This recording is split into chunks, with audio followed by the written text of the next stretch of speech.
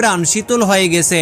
এই বাবন্তরটুকু আমি অবশ্যই লক্ষ্য করেছি। হযরত জারজিস আলাইহিস সালামের উত্তর শ্রবণ করে পাপিষ্ট কাফেরগণ একেবারে আশ্চর্য হয়ে গেল। তাদের মুখ থেকে আর কোনো কথাই বের হলো না। তারপর জাদুকরগণ বাদশার কাছে বলল, জাহাপনা, আপনার বিরুদ্ধে যদি কোনো প্রবল পরাক্রান্ত সেনাপতি বিরাট সেনাবাহিনী নিয়ে আপনার সাথে যুদ্ধ করতে আসতো, তবে আমার জাদুর জোরে তাকে দলবলে নিপাতিত করতে পারতাম।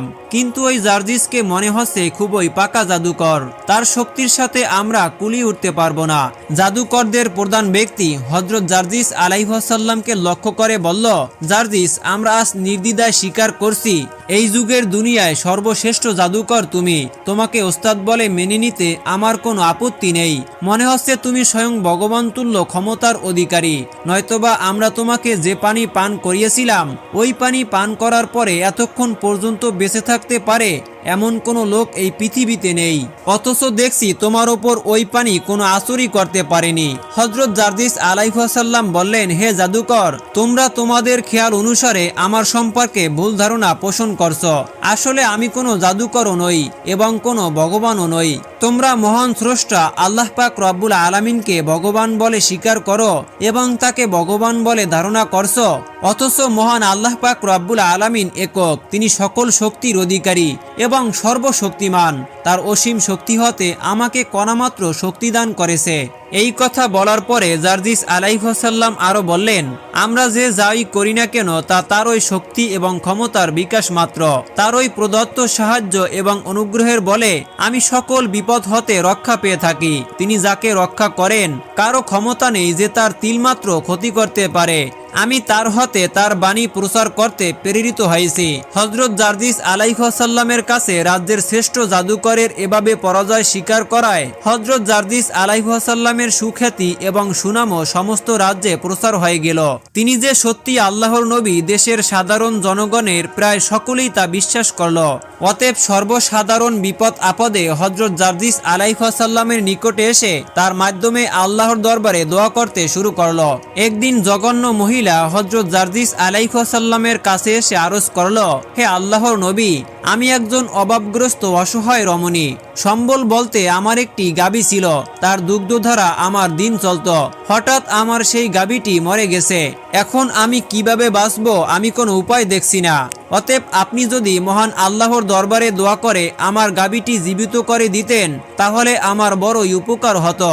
মহিলার কথা শুনে হযরত জারজিস আলাইহিস সালাম বললেন, তুমি আমার এই লাঠিখানা নিয়ে যাও, তোমার মৃত্যু গাভীর গায়ে তা স্পর্শ করে বলো যে, হে আল্লাহর সৃষ্টি গাভী, তুমি সেই আল্লাহর হুকুমে জীবিত হয়ে ওঠো এবং এই কথার কারণে তাতে তা জীবিত হয়ে উঠবে এবং তোমাকে পূর্বের মতোই দুধ দিবে। হযরত জারজিস আলাইহিস সালামের কথা মতো মহিলাটি সেই লাঠি নিয়ে তার বাড়িতে চলে গেল এবং মহিলাটি তার বাড়িতে এসে হযরত জারজিস আলাইহিস সালামের কথা মতো সেই গাভীর কাছে গিয়ে দাঁড়ালো এবং গাভীর কাছে গিয়ে দাঁড়িয়ে বলল, হে আল্লাহর সৃষ্টি গাভী, তুমি সেই আল্লাহর হুকুমে জীবিত হয়ে ওঠো। মহিলার কথা অনুযায়ী সাথে সাথে আল্লাহর রহমতে সত্যিই গাভীটি জীবিত হয়ে উঠল এবং পূর্বের মতোই দুধ দিতে শুরু করলো। সুবহানাল্লাহ, সুবহানাল্লাহ। এরপর হযরত জারজিস আলাইহিস সালামের এই মুজিজার কথা সারা দেশেই ছড়িয়ে পড়ল। বিশ্বনবী চলে যাওয়ার 2 দিন পর নবীজির দাফন কাফনের কাজ শেষ করে হযরত আবু বকর সিদ্দিক রাদিয়াল্লাহু তাআলা আনহু বাড়ির দিকে রওনা করছিলেন। প্রতিমধ্যে তিনি দেখতে পেলেন ইবলিস শয়তান দাঁড়িয়ে দাঁড়িয়ে কান্না করছে। তখন হযরত আবু বকর রাদিয়াল্লাহু তাআলা আনহু ইবলিসকে লক্ষ্য করে বললেন, হে ইবলিস, তুমি কেন কান্না করছো? আজকে তো তোমার খুশি হওয়ার দিন। বিশ্বনবী সাল্লাল্লাহু আলাইহি ওয়াসাল্লাম দুনিয়া থেকে বিদায় হয়ে গিয়েছে। এখন তো তুমি হাসবা, এখন তুমি আনন্দ করবা, কিন্তু তুমি কেন কান্না করছো? তখন ইবলিস হযরত আবু বকর সিদ্দিক রাদিয়াল্লাহু তাআলা আনহুকে লক্ষ্য করে বলতে লাগলেন, ভাই আবু বকর, বিশ্বনবী সাল্লাল্লাহু আলাইহি ওয়াসাল্লামের বিদায়ে আমি নিজেও ব্যথিত। কেননা আমার একান্ত ইচ্ছা ছিল আমি নবীজির সাথে গোপনে সাক্ষাৎ করব।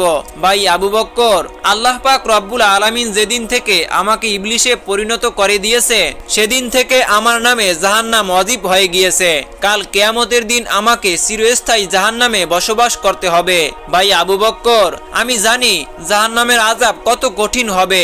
তাই তো আমি অনেকবার চেষ্টা করছিলাম বিশ্ব নবীর সাথে গোপনে সাক্ষাৎ করার, কিন্তু কখনো আমি নবীজিকে একা পাইনি, যার কারণে আমি তার সাথে সাক্ষাৎ করতে পারিনি।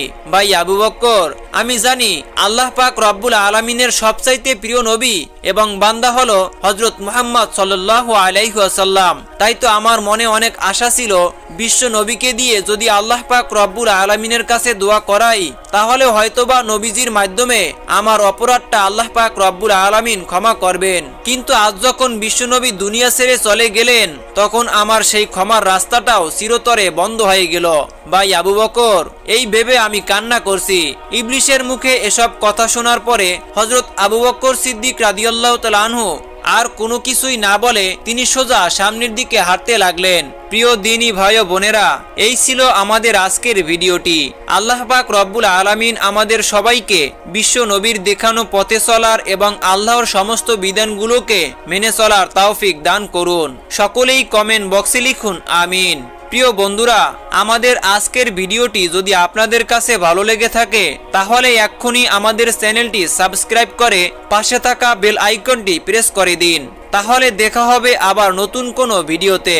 সেই পর্যন্ত সকলেই ভালো থাকুন, সুস্থ থাকুন। আল্লাহ হাফেজ।